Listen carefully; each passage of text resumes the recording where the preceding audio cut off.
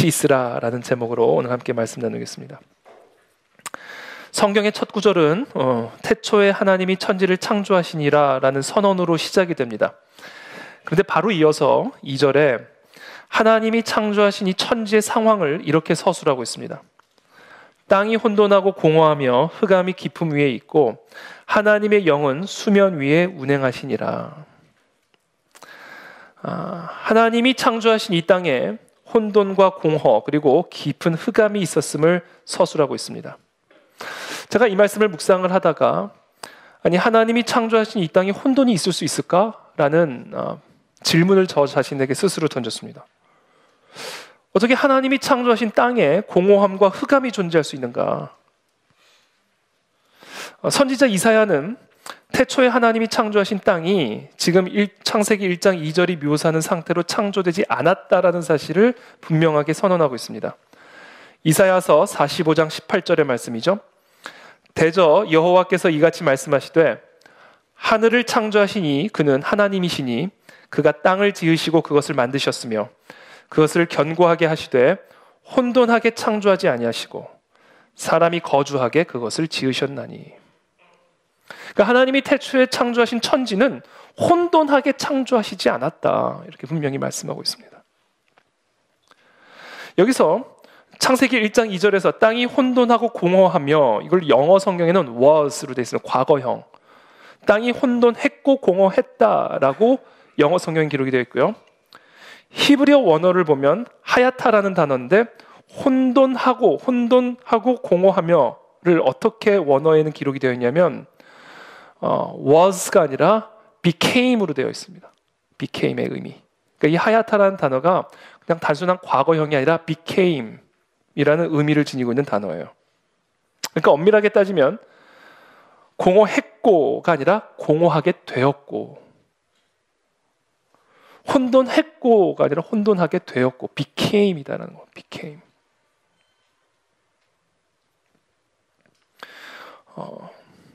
그러니까 어떤 사건으로 인해 그런 상태가 된 거예요. 하나님이 창조하신 땅이 원래부터 그런 상태였던 것이 아니라 어떤 사건으로 인해서 그렇게 혼돈한 상태가 된 겁니다. 공허한 상태가 되고 흑암이 깊은 상태가 된 거예요. 만약에 그것이 사실이라고 한다면 3절부터 발견되어지는 이 말씀은 최초의 창조에 대한 이야기가 아니라 혼돈케 된 이 땅을 다시금 새롭게 세우는 회복에 대한 이야기라고도 해석할 수가 있습니다. 물론 6일이라는 시간 동안, 문자적인 24시간의 6일이라는 시간을 통해서 하나님은 천지 만물을 다 창조하셨죠. 그런데 지금 이 1장 1절부터 이것을 연대기적으로 만약에 우리가 해석을 한다고 한다면 하나님이 해와 달을 창조하시고 궁창을 나누셔서 물과 물을 나누시고 이와 같은 6일 동안의 천지 만물의 창조가 이루어지기 전에 하나님은 어떤 창조를 하셨고, 그리고 그 창조에 어떤 혼돈이 있었다라는 것을 우리가 추론할 수가 있는 것이죠. 왜냐하면 2절에 분명히 얘기하잖아요. 땅이 혼돈했다 그러잖아요.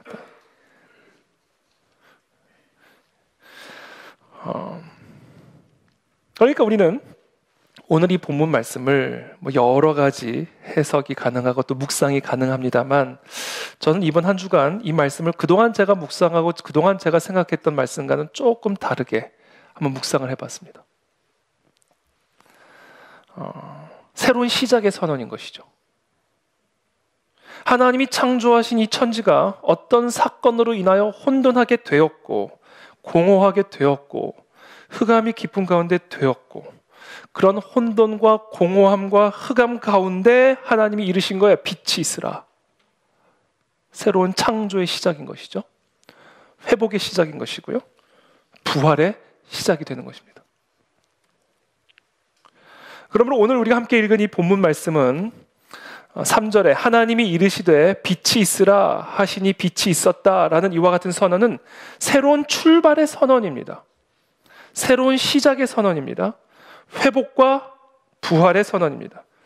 오늘 부활절 주일 우리의 삶에 이와 같은 치유와 회복의 역사가 시작되기를 축복합니다. 우리의 가정과 나라에 이와 같은 치유와 새로운 출발의 역사가 시작될지어다.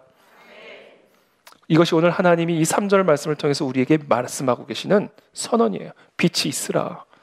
저는 오늘 이 부활절 주일을 기점으로 해서 코로나가 완벽히 꺾여가게 될 줄로 믿습니다.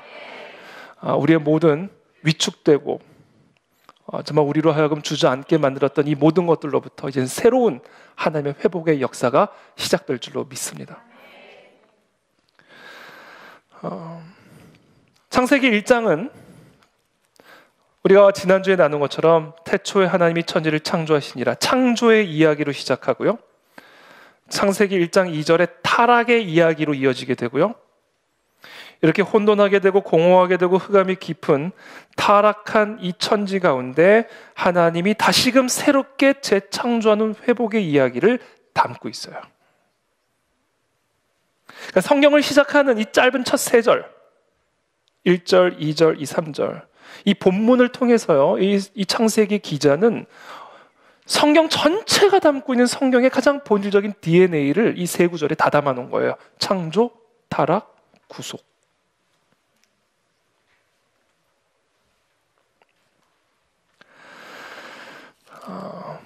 그러면서 참 이 창세기란 책뿐만 아니라 이 성경이란 책은 참으로 신비로운 책입니다. 단 하나만의 길이 있는 게 아니에요. 우리에게 주시는 참으로 넓고 큰 메시지가 이 성경 안에, 특별히 창세기 안에 담겨져 있음을 보게 됩니다.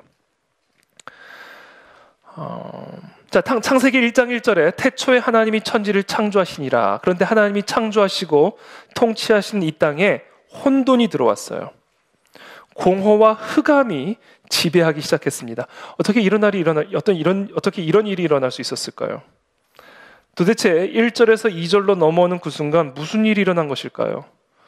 물론 우리는 1절에서 2절로 넘어오는 그 순간 이게 몇 년이 걸렸는지를 알 수가 없죠. 또는 이것이 그냥 단순한 선언인지 아니면 연대기적 기록인지 우리는 그것을 정확하게 사실은 알 수는 없습니다. 그래서 이렇게 묵상할 수도 있고 그렇게 묵상할 수 있는 거예요. 그런데 중요한 것은 분명히 하나님이 천지를 창조하신 이후에 그 땅이 혼돈해진 거예요. 그렇죠? 도대체 무슨 일이 일어난 것일까?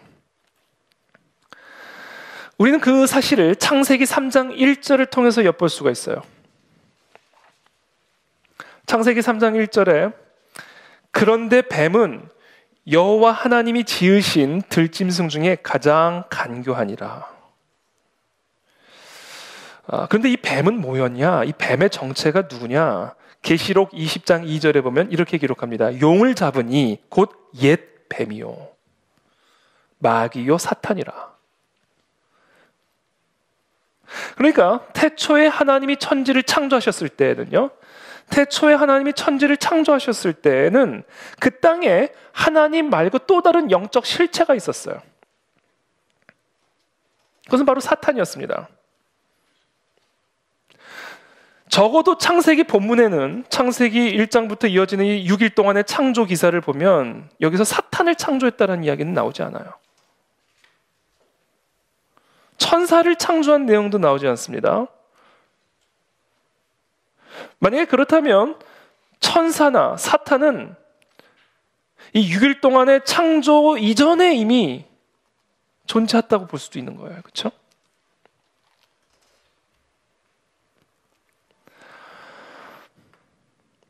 자, 여기서 저는 이제 질문이 나가는 겁니다. 어떻게 사탄이 생겨난 것일까? 물론 이게 6일 이전에, 천지 창조 이후에 6일 창조 이전에 일어난 일일 수도 있고요. 또는 6일 창조 가운데 일어났지만 기록이 안 된 것일 수도 있고요. 근데 저는 개인적으로 이 6일의 천지 창조, 6일의 창조, 하나님이 빛을 창조하시고 둘째 날, 셋째 날, 넷째 날, 여섯째 날까지 이 창조 이전에 일어난 일이라고 저는 개인적으로 생각합니다. 뭐 개인적인 묵상이니까 너무 그렇게 의심의 눈초리로 보진 않으셔도 돼요. 중요한 거는요, 어떻게 사탄이 생겨났을까 이거예요.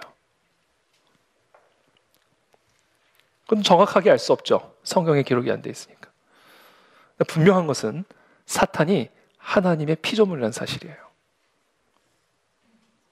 사탄은 하나님의 피조물인 사실이에요.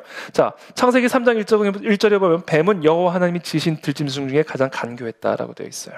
근데 그 뱀이 정말로 들짐승을 의미하는 게 아니에요. 요한계시록에 따르면 사탄을 의미하는 겁니다.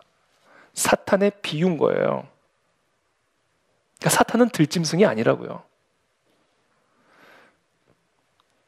그런데 왜 창세기 3장 1절에서 이 창세기 기자는 사탄을 뱀에 비유했을까? 두 가지 목적입니다. 첫 번째, 간교함을 드러내기 위해.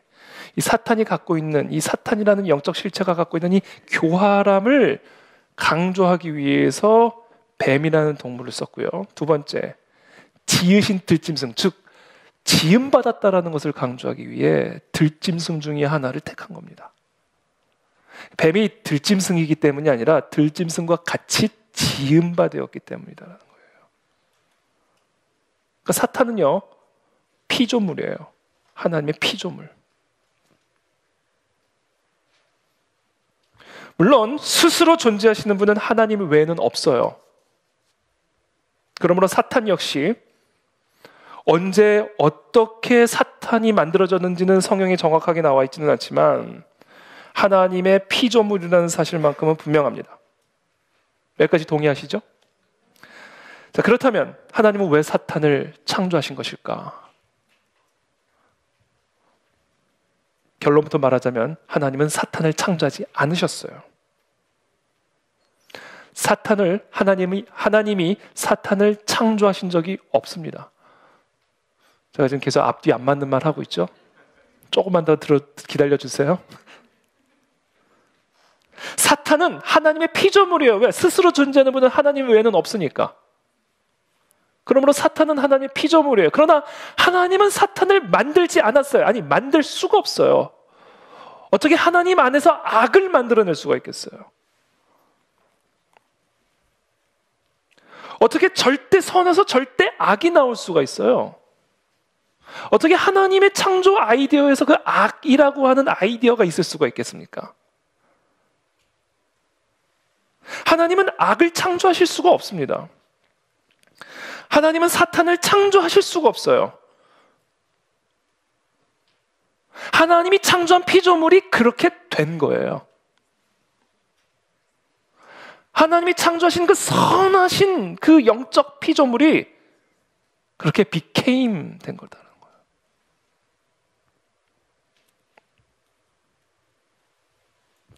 하나님이 창조하신 피조물 가운데 부족한 게 어디 있습니까? 어떻게 하나님이 창조하신 피조물 안에 부족함이 있을 수가 있어요? 어떻게 하나님이 창조하신 천지 안에 혼돈이 있을 수가 있어요? 어떻게 하나님이 창조하신 피조물 안에 공허함이 있을 수가 있어요? 그렇게 된 거예요. 하나님이 창조하신 완벽하고 온전하고 그 선한 피조물이 그렇게 된 겁니다. 하나님은 죄인을 창조하신 일이 없습니다. 하나님은 죄인을 창조하신 일이 없어요. 하나님은요, 하나님의 형상대로 지음받은 사람을 창조하셨지 죄인을 창조하신 일이 없어요. 하나님이 창조하신 사람이 죄인이 된 거예요. 천지도 마찬가지입니다. 태초에 하나님이 창조하신 천지는 혼돈스럽고 공허함과 흑암이 다스리는 그런 천지가 아니었어요. 어떻게 하나님이 창조한 천지 안에 그런 것들이 있을 수가 있습니까? 하나님이 창조한 천지가 그렇게 된 거예요.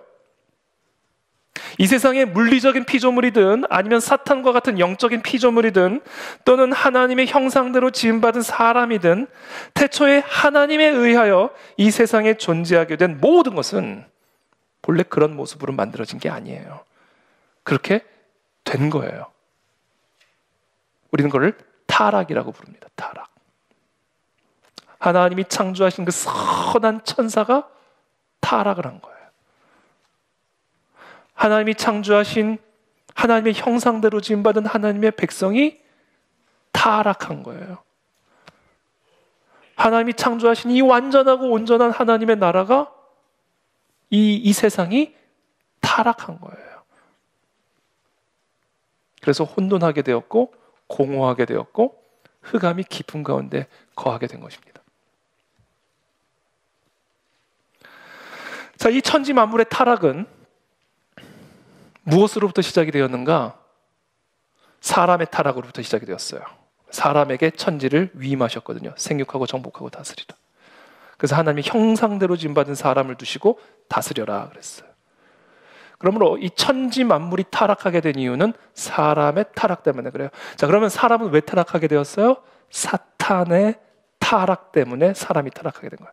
천사의 타락으로 말미암아 사람이 타락하게 되었고, 사람의 타락으로 말미암아 온 천지 만물이 타락하게 된 겁니다.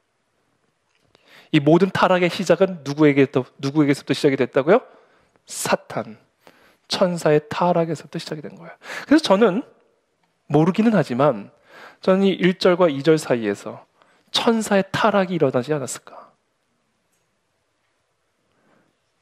그 천사, 하나님을 경배하고 찬양하고 하나님을 섬기게 하기 위해서 창조한 그 영적 실체가 하나님을 반역하고 거역함으로 말미암아 타락하여 이 땅에 혼돈이 임하게 되었고 공허함과 흑암이 깊음 위에 거하게 된 것은 아닐까라고 저는 조심스럽게 추론을 하는 것이죠. 나중에 우리 천국에 가면 제가 맞았는지 틀렸는지 한번 여쭤보겠습니다.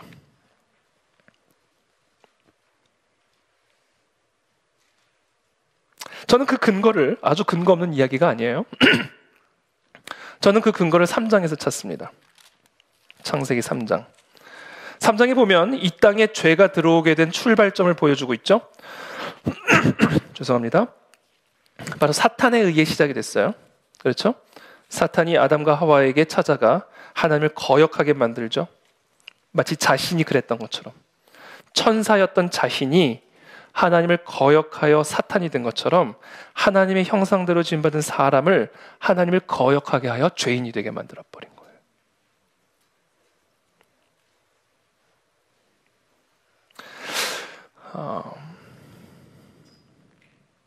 이 사탄의 아주 중요한 특징이 있습니다.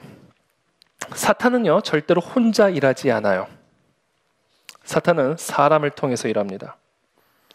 사탄은 하나님을 반역하되 사람을 통해서 하나님을 반역합니다. 사람을 지배함으로써 하나님이 창조하신 이 세상을 지배하는 거예요. 이게 사탄이 일하는 방식입니다. 그것이 창세기 3장에 아담과 하와를 통해서 하나님을 반역하고 있죠. 사도행전에 보세요. 사울이 스데반을 돌로 쳐 죽이면서 그것을 마땅하게 여기죠.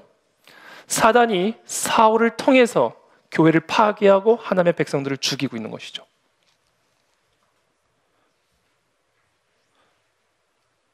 이 땅에 교회와 이 땅에 하나님의 나라와 하나님의 뜻을 회방하고 방해하려고 하는 사탄의 역사들이 있습니다. 이 대한민국을 무너뜨리고자 하는, 왜 대한민국 안에는요 하나님의 사명이 있거든요.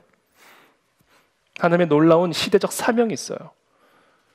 그래서 마치 사탄이 이스라엘의 출현을 막기 위해서 모세를 죽이려고 했던 것처럼, 하나님의 나라의 탄생을 막기 위해서 예수님을 죽이려고 했던 것처럼 사탄이 헤롯을 통해서, 그와 같이 사탄은 사람을 통해서 끝까지 하나님의 나라를 반역하고 하나님의 교회를 파괴하는 일에 지금도 우는 사자처럼 일하고 있습니다. 그래서 그와 같은 사탄의 종으로 쓰임받는 사람들이 있어요.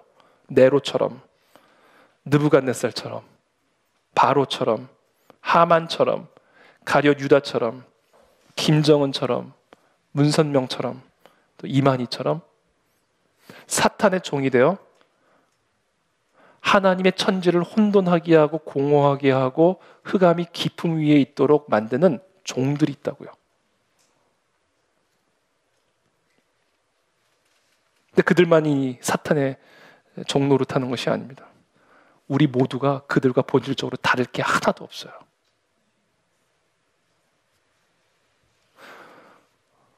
우리 안에도 이만희가 있다니까요. 이태희 안에 이만희가 있어요. 이태희 안에. 여러분들 안에도 이만희가 있어요. 제가 백마탄 이만희를 보여주는데 그날 그 김강림 전도사님이 그때 성령께서 저 안에 정확하게 찔러주셔. 저게 네 안에 있다. 그런 거 저게. 우리 어린 애들 어렸을 때부터 백마탄 왕자를 꿈꾸며 나가잖아. 내가 하나님이 되고자 하는 거죠. 내가 내 인생의 왕좌에 앉는 거죠. 내가 내 인생의 주인이 되는 거죠. 그러니까 여러분 백마탄 이만희가 내 안에 있다니까요. 우리 안에 있다니까요.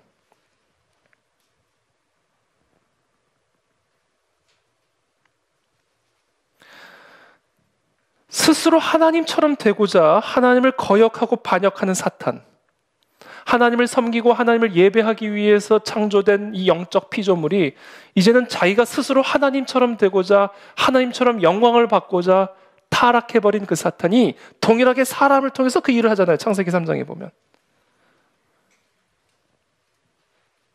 그래서 우리는 창세기 3장을 통해 사탄의 본질이 무엇인지를 알 수가 있는 거예요. 왜 사탄이 됐는지를 알게 되는 거예요.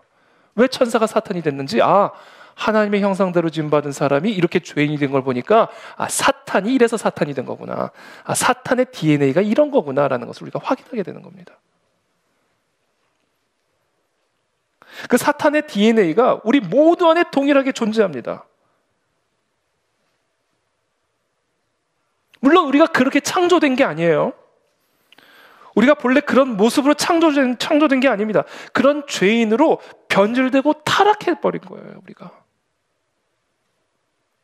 그래서 우리 안에 사탄의 DNA가 들어오게 된 거예요. 스스로 하나님처럼 되고자 무엇이 선하고 악한지를 내가 직접 판단하고 내가 먹고 싶으면 먹는 거예요. 하나님이 뭐라든. 하나님을 거역하고 반역하는 같은 사탄의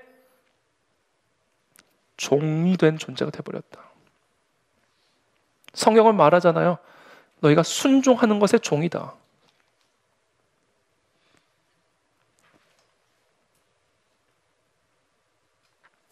바로 우리 안에 그 사탄의 DNA가 하와를 통해서 우리 안에 들어오게 되면서 하나님께서 인간에게 위임한 이 세상이 온통 혼돈과 공허와 흑암이 다스리는 그런 땅으로 타락하게 된 거예요. 하나님이 창조하신 땅에는 혼돈이 없었어요. 어떻게 하나님 안에 혼돈이 있습니까? 능력이 부족하셔서 혼돈이 있습니까? 지혜가 부족하셔서요? 아니면 사랑이 없었어요?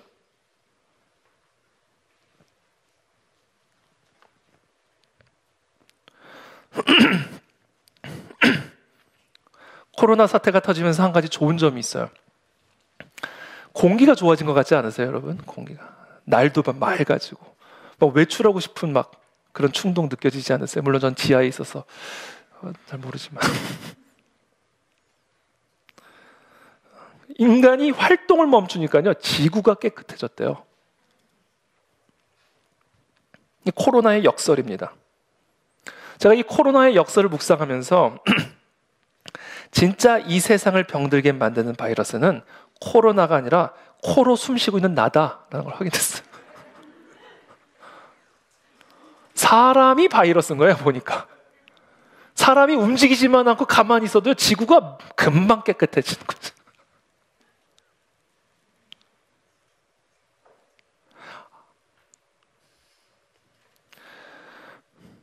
여러분, 지금 우리 눈에 보이는 이 땅의 이 모든 흑암들은요, 마귀의 작품이지 하나님의 작품이 아니에요. 하나님이 창조하신 세상에 어떻게 전염병이 있을 수가 있습니까? 어떻게 하나님이 창조하신 세상에 전염병에 사람이 죽는 일이 일어날 수가 있겠어요?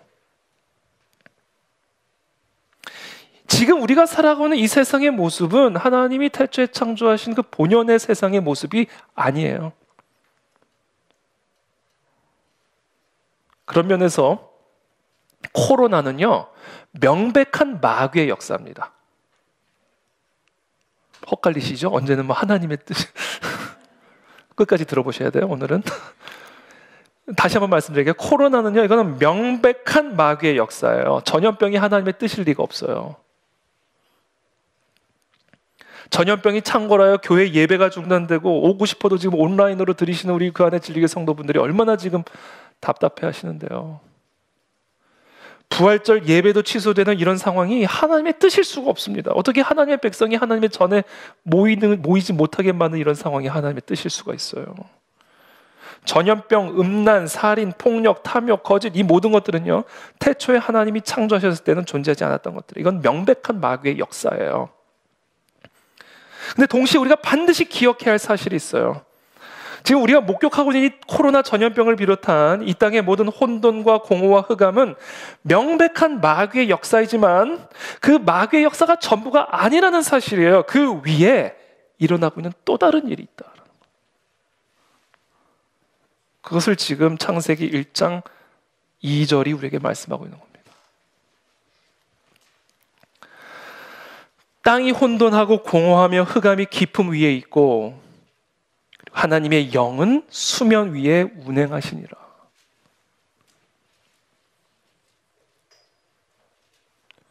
여러분, 이 땅의 모든 혼돈 위에 하나님의 영이 운행하고 계신다는 사실을 여러분 믿으시기를 축복합니다.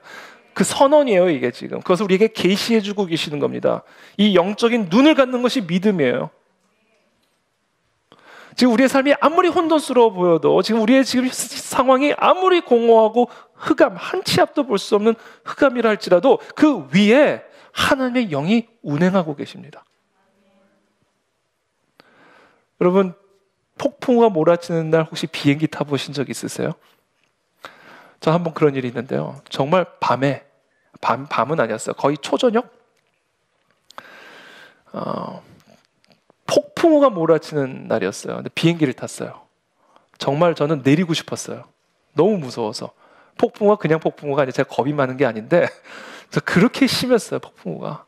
오늘 비행기 취소 안 되나 싶을 만큼. 그런데 하여튼 비행기가 달리더라고요. 이륙을 하는데 막 빗방울은 더 거세게 유리창을 부딪히고 바람이 세게 부니까 막 비행기도 조금 요동하는 것 같고 불안불안하게 이제 이륙을 하느라고 이제 활주를 달리는데 확 달리더니 어떻게 불안불안하게 떴어요. 그리고는 정말 이게 떨어지면 어떡하나 불안하면서 이제 기도하는 마음으로 이제 바깥을 보는 거죠. 어렸을 때인데. 근데 이게요, 그 폭풍우와 비바람을 뚫고 쫙 상승을 하더니요, 어느 순간 구름을 통과하는데 요동이 심해져요. 근데 이 구름을 딱 뚫고 올라가니까 뭐가 있어요? 완전히 새로운 세상이 있더라고요, 저는 그때. 완전히 맑은 빛이 그 구름 위에 존재하고 있다는 사실을 제가 그때 비행기를 타고 목격했어요. 그래서 제가 장례 예배를 드릴 때 항상 이 예화를 제가 나눕니다. 지금 우리가 처한 이 현실, 지금 우리가 사랑하는 분을 잃은 이와 같은 상황은 좀 폭풍우와 같은 그런 고통밖에 보이지 않지만 그 위에 지금 우리가 육의 눈으로 보지 못하는 새로운 현실이 있다는 거죠. 영적 현실이. 그래서 부활이 가능한 겁니다. 그래서 죽음이 다가 아니에요. 그 죽음 위를 운행하고 있는 하나님의 영이 계셔요. 그래서 부활이 가능한 거예요.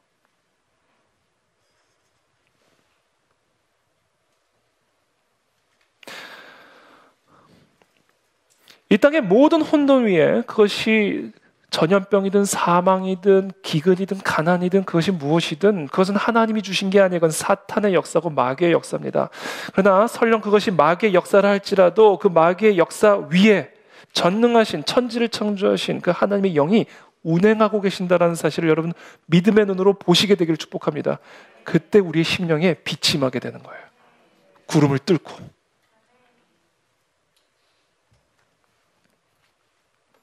이 세상에서 벌어지고 있는 모든 악은 하나님의 전능하신 주권 아래서 일어납니다. 이 세상에서 벌어지고 있는 일 가운데 그것이 선한 일이든 악한 일이든 하나님의 전능하신 주권보다 더 높은 위치에서 일어나고 있는 일은 없어요. 그래서 제가 오늘 설교 제목을 영어로 하려고 하다가 제가 오늘 컨디션이 안 좋아서 그냥 한국말로 했습니다. God is in control. 한번 함께 할까요? God is in control. 하나님이 모든 걸 컨트롤하고 계셔요. 죽음도. 그게 부활 신앙입니다. 그 믿음을 놓지 않게 되길 축복합니다. 자, 그렇다면 왜 하나님은 운행만 하고 계실까? 우리의 삶에 왜 운행하시기만 하고 있는 것처럼 느껴질까? 왜 간섭하지 않으실까? 왜 간섭하셔서 해결하시고 구해내시고 치유하지 않으실까? 하나님은 왜 이 악을 그냥 내버려 두시는 것일까? 왜 이 전염병을 그대로 내버려 두시는 것일까? 이와 같은 상황에서 우리는 하나님의 전능성을 의심하게 되죠. 그러나 하나님의 전능성을 믿게 되면 그런 상황 속에서 하나님의 선하심을 의심하게 돼요. 전능하신 하나님이 왜 이런 것을 내버려 두실까? 하나님은 선하신 분인가? 하나님이 행하신 이 모든 일들, 우리가 참 우리로 하여금 혼돈케 만드는 일들이 얼마나 많은지 몰라요. 근데 여러분, 역대상 21장에 보면요, 다윗이 인구조사를 하게 되는데, 인구조사를 하고 나서 하나님이 심판을 하십니다. 이 인구조사가 교만함을 의미하는 겁니다. 자세한 설명은 생략할게요. 인구조사를 함으로써 하나님의 진노를 격동케 합니다. 그래서 하나님이 선지자를 통해서 말씀하세요. 3가지 중에 하나를 선택하라. 3년의 기근으로 맞든지, 아니면 3달간의 대적의 쫓김을 당함으로 맞든지, 아니면 3일간의 전염병으로 맞든지 3가지 중에 하나를 선택하라. 그때 다윗이 3일 동안의 전염병을 택합니다. 그리고 나서 7만 명이 목숨을 잃게 돼요. 그 전염병으로. 근데 이 일의 시작을 역대상 21장 1절에 보면 이렇게 기록하고 있어요. 사탄이 이스라엘 백성에게 재앙을 불러일으키려고, 이것을 바꿔 말하면 사탄이 전염병으로 이스라엘 백성의 7만 명을 죽이려고 다윗의 마음을 충동하여 인구조사를 하도록 했다. 이렇게 기록이 되어 있습니다. 주어가 사탄이에요. 근데 이 똑같은 역사적 사건을 사무엘 하에서는 어떻게 기록을 하고 있냐면 이렇게 기록합니다. 주어가 여호와께서예요. 여호와께서 다시 이스라엘을 향하여 진노하사 그들을 치시려고, 그러니까 하나님이 이스라엘을 치시려고 했던 거예요. 여호와께서 이스라엘을 향하여 진노하사 그들을 치시려고 다윗을 격동시키사, 누가요? 여호와께서 가서 이스라엘과 유다의 인구를 조사하라 하신지라. 이 모든 일이 어떻게 일어났다고요? 하나님이 다윗 안에서 격동케 하여 하신 일이에요. 왜요? 이스라엘을 치려고. 그러니까 지금 똑같은 성경 안에서 한쪽에서는 역대상에서는 사탄이 행하고 있는 일로 설명을 하고 있고, 사무엘 하에서는 하나님이 행하고 계시는 일로 기록을 하고 있습니다. 그러니까 이게 혼돈이 일어나는 거예요. 어떤 목사님은 이것은 사탄의 역사라고 이야기하고, 어떤 목사님은 이건 하나님의 뜻이라고 얘기를 하고.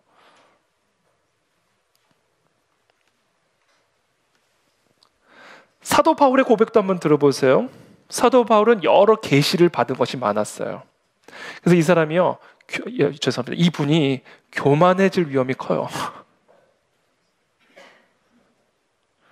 그래서 이렇게 기록합니다. 여러 계시를 받은 것이 지극히 크므로 너무 자만하지 않게 하시려고 내 육체에 가시를 주셨는데, 이 육체의 가시가 뭐라고 되어 있어요? 사탄의 사자라고 되어 있어요. 그러니까 지금 이 사도 바울에게 박혀있는 이 육체의 가시는요, 사탄의 사자예요. 사탄이 보낸 사자라고요. 그러면서 이렇게 기록합니다. 이는 나를 쳐서 너무 자만하지 않게 하려 하심이라. 이 사탄의 사자를 누가 보내신 거예요? 하나님이 지금 보내셨다라고 고백하고 있는 겁니다. 그래서 바울이 너무 이 사탄의 사자가 고통스러우니까 하나님께 요청을 했어요. 이 사탄의 사자로부터 나를 구원해달라고. 그렇게 3번을 구했더니 예수님께서 뭐라고 말씀하세요? 내 은혜가 네게 족하다. 더 이상 구하지 말라. 사탄의 사자가 예수님의 은혜래요. 그래서 사도 바울은 오히려 이 사탄의 사자 때문에 기뻐한대요. 왜? 이 사탄의 사자 때문에 하나님의 능력이 내게 머물기 때문이래요. 그러니까 지금 하나님과 사탄이 같이 일하고 계시는 거예요. 어떤 성경에 보면 하나님이 하는 일을 사탄이 하는 일이라고 얘기하고, 어떤 성경에 보면 사탄이 하는 일을 하나님이 하는 일이라고 얘기하고 있는 거예요. 가룟 유다, 이 사람은 하나님의 종입니까? 사탄의 종입니까? 유다로 하여금 예수님을 팔 생각을 하게 만든 것은 누구예요? 마귀예요. 요한복음에 보면 마귀가 예수를 팔 생각을 집어넣었다 이렇게 되어 있어요. 마귀의 생각입니다. 그러나 그 유다에게 팔리기 직전 예수님께서 겟세마네의 기도, 동산에서 기도하셨을 때 보면 나의 원대로 하지 마시옵고 뭐의 뜻대로? 아버지의 뜻대로 하시옵소서. 그러니까 이 가룟 유다에 의해서 팔려지는 것은 아버지의 뜻이었던 겁니다. 가룟 유다에 예수님을 팔 생각을 넣은 그 사탄의 뜻이 아버지의 뜻이었다라는 거예요.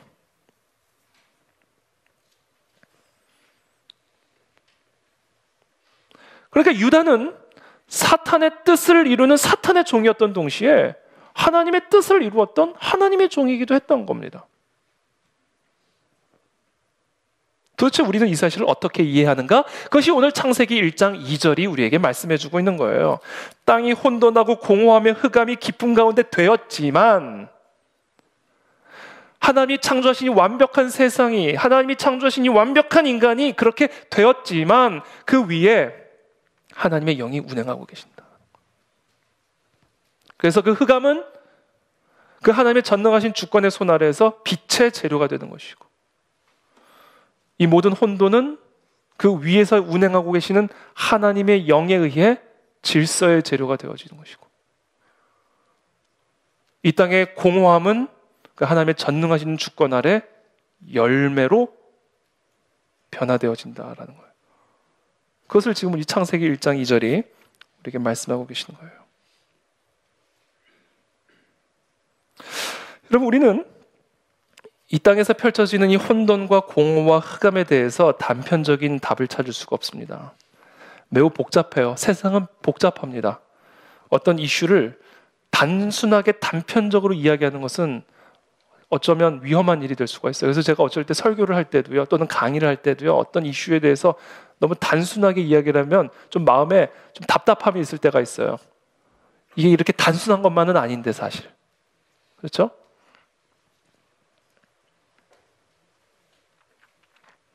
이 코로나 위기의 문제도요, 그 이유를 찾고자 하면 셀 수 없이 많고요. 북한 문제, 대한민국의 문제, 결코 단순한 문제가 아니에요.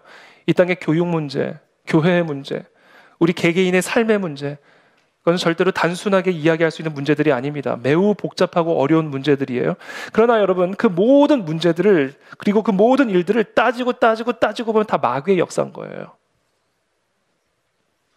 그리고 동시에 그 모든 일들을 또 따지고 보면 그건 다 하나님의 역사인 겁니다.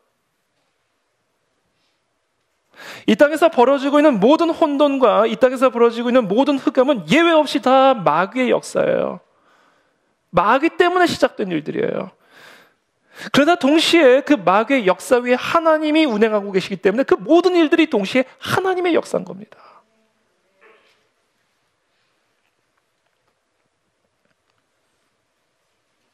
그러므로 우리가 반드시 기억해야 돼요. 하나님은요, 마귀 위에서 일하고 계십니다.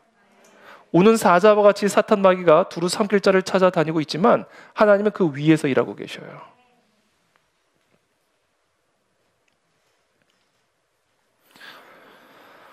그러므로 오늘 이 본문을 통해서 우리는 기억해야 합니다. 이 세상의 모든 악은 하나님의 주권 아래에서 일어나는 것이기 때문에 그 악은 어떤 악이라 할지라도 하나님의 주권 아래에서 선을 이루게 될 것이라는 이 믿음을 붙잡아야 됩니다. 우리가 처한 여러 위기들이 우리를 혼돈케 만들기도 하고요, 공허하게 만들기도 하고요, 두렵게도 만들고요, 또 흑암 가운데 있게도 만듭니다. 그래서 우리 안에 여러 질문들이 나와요. 여러 의심들이 나옵니다. 우리는 그것을 다 이해할 수 없어요. 왜 이런 일들이 일어나는 것일까? 왜 이런 상황들이 내게 주어지는 것일까? 그것에 대한 답을 우리는 다 찾을 수가 없습니다. 세상에는요, 답이 있는 문제보다 답이 없는 문제들이 훨씬 더 많아요. 그러니까 우리는요, 답을 찾으려고 하는 자세를 가지면요, 우리의 삶은 불행해져요. 어차피 우리는 그것을 다 이해할 수 없고요, 그 모든 질문에 대한 답을 찾을 수가 없어요. 이거 하나만 붙잡으면 돼요. 모든 것은 하나님의 주권의 손 아래에 있다. 그래서 혼돈도 질서의 재료가 될 뿐이고, 흑암도 빛의 재료가 될 뿐이며, 공허함도 열매의 재료가 될 뿐이다. 왜? 이 모든 것 위에 전능하신 하나님의 주권의 손이 운행하고 계시기 때문이다. 이거 하나만 믿으면요, 답 없이도 살아갈 수가 있어요. 답 없이. 그래서 우리는 답을 가지고 살아가는 사람들이 아니에요. 이 믿음을 가지고 살아가는 자들이다.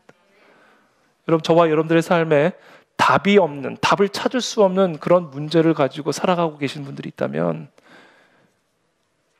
답을 찾으려고 하는 노력이 아니라 바로 이와 같은 답 없는 상황 위에 운행하고 계시는 그 하나님의 전능하신 주권이 있음을 믿으시기를 축복하고, 그리고 그 전능하신 손 아래에서 때가 되면 모든 일들이 합력하여 승리가 될 것이고 선이 될 것이고 회복이 될 것이고 치유가 될 것임을 믿으시기를 축복합니다. 그게 부활의 신앙이에요. 부활의 신앙. 마귀의 역사 위에서 하나님이 일하고 계신다는 것은요, 마귀조차도 하나님이 세우신 그 선을 넘어갈 수가 없다는 사실을 의미하는 거예요. 마귀가 정말 주체하지 않고 막 일을 하는 것처럼 보여도 그냥 막 고삐 풀린 망아지처럼 막 뛰어다니는 것처럼 보일지라도 그 위에서 운행하고 계신 하나님이 정해놓은 그 선 밖을 넘어갈 수가 없어요. 그걸 지금 창세기 1장 2절이 우리에게 말씀하고 있는 겁니다. 마귀는 예수님을 죽이면 끝난다고 생각했잖아요. 아니에요. 하나님이 정하신 선은 훨씬 더 넓어. 욥기를 읽어보면요, 사탄은 하나님의 허가 없이 욥을 시험할 수 없었어요. 손조차 댈 수 없었어요. 사탄은 하나님의 허락을 받아야만 욥을 건드릴 수가 있었습니다. 왜요? 사탄 위에 하나님이 일하고 계시기 때문에 그래요. 누가복음 22장 31절을 보면 사탄이 제자들을 밀가부르듯 하려고 예수님에게 제자들을 요구했다라고 기록이 되어 있어요. 요구를 해야 돼요, 하나님에게. 그리고 하나님이 허락을 해줘야 되는 거예요. 요한복음에 보면 예수님의 때가 아직 이르지 아니했기 때문에 예수님에게 손조차 댈 수가 없었다는 거예요. 고린도전서 10장 13절에 보면 하나님께서 허락을 하지 않으셨기 때문에 사람이 감당할 수 있는 시험 외에는 당하지 않는다라는 거예요. 그러면 저와 여러분들이 지금 어떤 혼돈 가운데 있을지라도 혼돈 밖에 보이지 않겠지만 여러분 오늘 이 시간 믿음의 눈을 열고 그 혼돈 위에서 그 혼돈을 다스리시는 하나님의 주권을 꼭 보시게 되기를 축복합니다. 믿음의 눈으로 보시게 되기를 축복합니다. 절대로 하나님이 허락한 선 밖으로 넘어가지 않아요. 하나님이 정하신 선 안에서 이 모든 혼돈이 있는 겁니다. 그래서 때가 되면 혼돈이 찬란한 질서로 바뀔 거예요. 그러므로 우리가 이 믿음을 놓치면 안 된다. 이 믿음.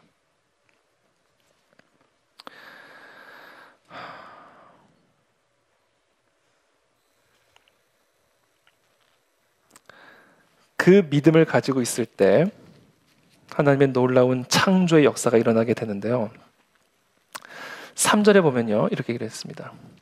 자, 하나님의 영이 수면 위에 운행하고 계시는데 그때 하나님이 이르시되 빛이 있으라 하시니 빛이 있었대요. 그러니까 우리가 지금 이제 눈을 열었어요. 그렇죠? 이 혼돈스럽고 흑암이 깊은 이 땅, 그것만 보였는데, 무덤만 보였는데 그 무덤 위에서 운행하고 계시는, 그 죽음 위에서 운행하고 계시는, 이 죄악 위에서 운행하시는 하나님의 영을 볼 수 있는 눈이 이제 열린 거예요. 그렇죠? 그런데 이제는 그 하나님의 영이 이제 실질적으로 무덤 속으로 개입을 하십니다. 그게 부활이에요. 그렇죠? 하나님의 영이 그 흑암과 혼돈 위에서 일하시다가 혼돈 아래 사는 우리들의 삶에 직접적으로 간섭하시는 때가 와요. 저는 오늘 이 아침에 그런 역사가 우리 심령 속에 일어나게 되길 축복합니다. 무엇을 통해? 말씀을 통해서. 말씀을 통해서. 하나님이 이르시되 하나님의 성령이 운행하시는 가운데 선포되어지는 하나님의 말씀이 그 심령 속에 빛을 만들어내는 거예요. 다른 방법이 없는 거예요, 여러분. 맛있는 거 먹으면 빛이 임하는 게 아니에요. 하나님의 영이 운행하는 가운데 혼돈 밑에 살고 있는 그 심령에 빛이 임하게 되는 역사가 일어나게 되는 겁니다.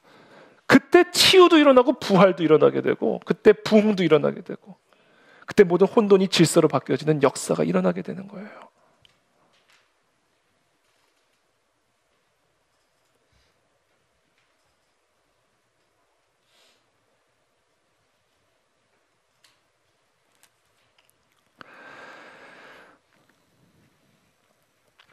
그 말씀이 임할 때 빛으로 임하는데요. 그 빛이 임하게 될 때 나타나는 현상이 있어요. 이게 뭔지 아세요? 어두움이 드러납니다. 그래서 빛과 어둠이 분리되어지는 일이 일어나요. 좌우의 날선 검과 같이 날카로운 살아있는 하나님의 말씀의 빛이 혼돈 가운데 흑암 가운데 있는 우리들의 심령에 임하게 되잖아요. 빛이 비추어지는 순간 무엇이 보여주는지 아세요? 그 빛이 품고 있었던, 내 안에 빛이 품고 있었던 어둠을 드러내셔요. 우리는 위선이라고 말합니다. 위선. 내 안에 깊이 감추고 있었던 어둠이 드러난다고요. 그게 빛이 임했을 때 내 안에서 나타나는 현상에서 좌우에 날선 검과 같은 하나님의 말씀이 살아있고 활력이 있어서 영과 혼을 가르고 찔러 쪼개가지고요, 만물 앞에 모든 것들을 드러내게 하시는 거예요. 그래서 여러분, 혼돈 가운데 있는 우리들 안에 하나님의 말씀의 빛이 임할 때 어떤 현상이 일어나는가? 회개의 역사가 일어나게 되는 겁니다. 회개. 그리고 회개를 통해서 새로운 창조와 부활의 역사가 시작이 되는 거예요. 다른 길이 없어요. 그래서 모든 부흥은, 모든 각성은, 모든 부활은, 모든 살아남은 오직 회개를 통해서만 이루어지게 되는 거예요. 그 회개를 일으키는 게 뭐다? 성령이 운행 가운데 선포되어지는 하나님의 말씀의 빛이다. 그래서 저는 오늘 이 아침에 이 하나님의 말씀의 빛이 우리 마음에 있는 이 모든 죄악들을 드러내 주시기를 기도합니다. 제가 오늘 설교를 준비하고 또 설교를 하기 위해서 오는 가운데 성령께 기도했어요. 성령 하나님, 오늘 이 말씀을 선포할 때에 정말 하나님 이 말씀의 빛이 저를 비롯한 우리 모든 성도들의 심령에 비추어 주셔서 빛으로 감추고 있었던 어둠을 드러내 주십시오. 그 누구에게도 보이지 않게 숨기고 있었던 빛으로 포장한 어둠을 다 드러내 주십시오. 그것을 직면하게 도와주십시오. 그래서 빛과 어둠을 나누어 주십시오. 빛과 어둠을 이제는 분리시켜 주십시오. 떼어내 주십시오. 그래서 사탄의 역사를 내 삶에서 떼어내 주십시오. 어둠을 통해서 내 삶을 다스리고 있고 어둠을 통해서 내 삶에 역사하고 있는 이 사탄의 역사를 나로부터 떼어내 주십시오. 그 일을 하시는 분이 성령 하나님의 말씀이에요. 그래서 저는 오늘 이 아침에 하나님, 성령 하나님께서 오늘 이 시간 내 삶에 붙어있는, 내 심령에 감추어져 있는, 포장되어져 있는 그 모든 어두움들을, 죄들을 밝히 드러내 주셔서 하나님 이것들로부터 나를 분리시켜 주시고 빛과 어둠을 분리시켜 주셔서 거기서부터 내 삶의 첫날이 시작되게 도와주시고 부활의 첫날, 치유의 첫날, 생명의 첫날이 바로 그 지점에서부터 시작이 되는 겁니다. 다른 길이 없어요. 여러분, 오늘 제가 서두에도 말씀을 드렸지만 죄를 통해서 마귀가 역사하는 겁니다. 죄. 그래서 우리가 죄를 품고 있으면요, 마귀가 함께하는 거예요.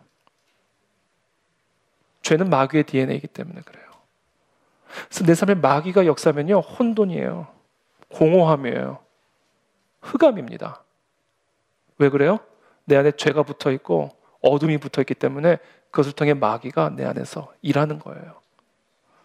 그러니까 우리가 빛으로 나가려면, 우리가 이 생명으로 나가려면, 우리가 정말 부활을 경험하는 첫날이 되고자 한다면 죄를 떼어내야 돼요.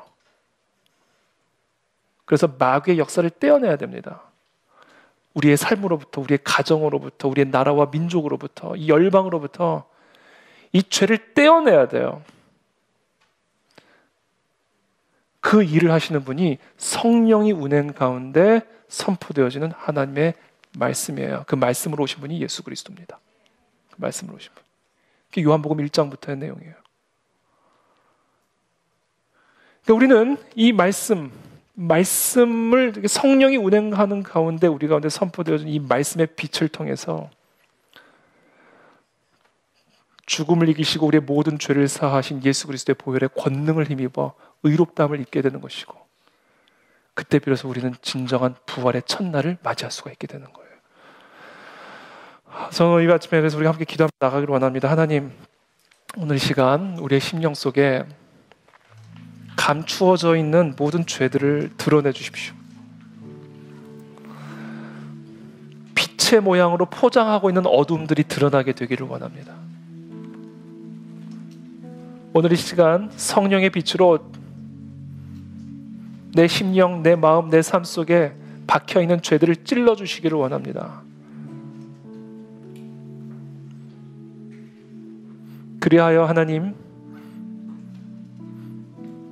이 낮과 밤이 분리되었듯이, 빛과 어둠이 분리되었듯이 우리의 삶에 사탄의 역사가 아닌 오직 하나님의 거룩한 열매가 맺어지는 그런 우리의 삶이 되어질 수 있도록 은혜를 베풀어 주시옵소서. 혼돈이 변화되어 질서가 되게 도와주시고, 공허함이 변화되어 열매로 충만하게 도와주시고, 흑암이 끝나고 이제는 찬란한 생명의 빛이 내 삶을 비추는, 우리의 가정을 비추고 이 나라를 비추는 부활의 첫날을 맞이하게 하여 주시옵소서. 이 시간 하나님께 다시 한번 우리 기도하며 나가겠습니다. 기도합니다.